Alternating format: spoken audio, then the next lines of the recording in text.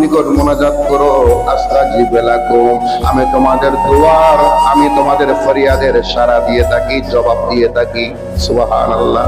বান্দার এমন কোন দোয়া নাই যে দোয়ার আল্লাহ জবাব দেন না, বান্দার এমন কোন মোনাজাত নাই যে মোনাজাত আল্লাহ সাড়া দেন না। বান্দার সকল দোয়া, সকল মোনাজাত আল্লাহ পাক কবুল করেন, আল্লাহর দরবারে মকবুল হয়। আল্লাহর দরবারে মুসলমানের কোনো দোয়া ফেরত যায় না, মুমিনের কোনো দোয়া ফেরত যায় না, মুসলমানের কোনো দোয়া আল্লাহ পাক ফেরত দেন না। অথচ আমরা দেখি এত দোয়া করলাম, এত ফরিয়াদ করলাম, আমার কাজটা তো হচ্ছে না, আমার কাজটা তো হচ্ছে না। আপনি মনে রাখবেন, আপনার সেই দোয়াটা আল্লাহ নিশ্চিত কবুল করেছেন।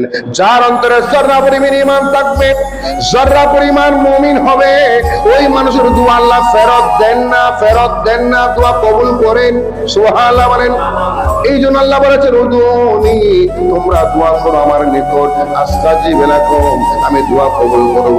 একনিষ্ঠ হয়ে আল্লাহর দরবারে যত ফরিয়াদ করবেন, মোনাজাত করবেন, আপনার আমার দোয়া মোনাজাত আল্লাহর দরবারে কবুল হয়ে যাবে।